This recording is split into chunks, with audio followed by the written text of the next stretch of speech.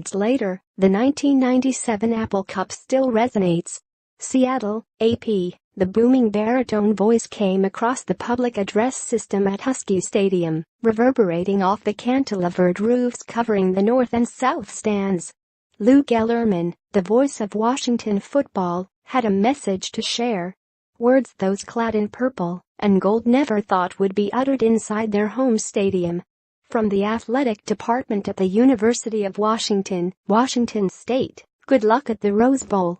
It still burns, trust me, Cam Cleland, 20 years removed from being a Washington tight end, told the Associated Press recently. Then to see roses being passed out on your home field to your rival and knowing that you're never going to get a chance to step foot in Pasadena, that's like a shot to the gut. 20 years ago, a senior Lawton team from Washington State erased 67 years of heartache with one magical season that ended in the school's first Rose Bowl berth since before World War II. The clincher came on a dreary November day in Seattle that concluded with Cougars fans storming the Husky Stadium turf, carrying quarterback Ryan Leaf off the field and celebrating a 41-35 Apple Cup victory. While the landscape of college football has evolved, the stakes 2 decades later are similar. It's not the Rose Bowl on the line, but a win by number 14 Washington State on Saturday would put the Cougars in the Pac-12 championship game as North Division champions. The 15th-ranked Huskies are playing the role of spoiler, just as they tried to do 2 decades ago. Ask a Husky, and the memories of seeing crimson-clad Cougars fans and players storming the field holding roses and climbing the goalposts rank among the most painful moments in school history.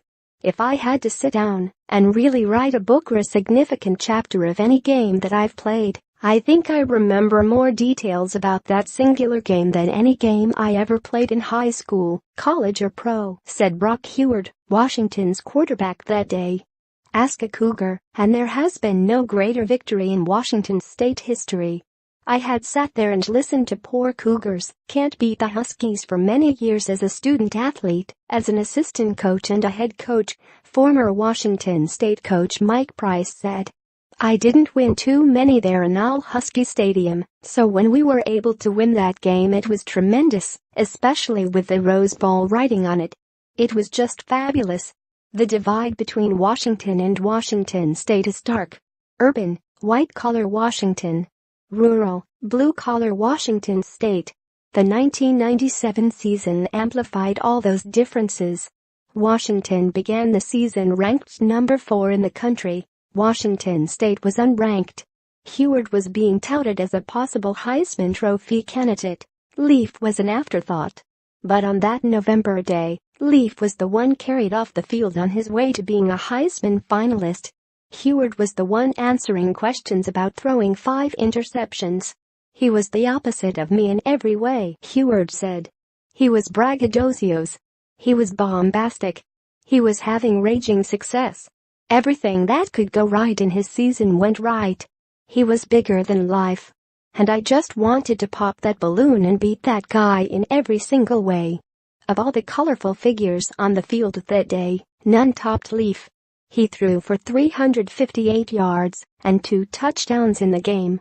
He was carried off the field by the Sea of Crimson, their carefree, cavalier hero who led them to Pasadena. To that point it was just the 3rd time in the history of the rivalry that Washington State had a Rose Bowl bid on the line entering the game, and the first time the Cougars came out ahead. We felt like, as a team, the weight of the tradition or the weight of what was at stake, Washington State offensive lineman Jason McIndoe said. We sensed that and felt that, and obviously wanted to bring that home. Leaf wasn't the only big personality on that Washington State team. The defense featured Leon Bender, Dorian Boose and a young Steve Gleason. Offensively, its wide receivers group was their incarnation of the Fab Five. And it was one of those 5, Chris Jackson, who drew the ire of Price during the week leading up to the game for public comments about the Huskies. I was so mad at him, I think my hand still hurts from slamming my fist on my desk, Price said. For his part, Jackson backed up what he said. He had 8 catches for 185 yards and touchdowns of 57 and 51 yards. Most memorable was Jackson bullying through Washington safety Tony Parrish on his way to a 57-yard TD in the second quarter that gave the Cougars the lead for good. "I just said we're going head-to-head and I put my head down, and I won the end of that battle," Jackson recalled. That 15, 20 yards, however long it was, might have been one of the best feelings because I heard the crowd. I heard them being silenced, and I heard the Washington State fans and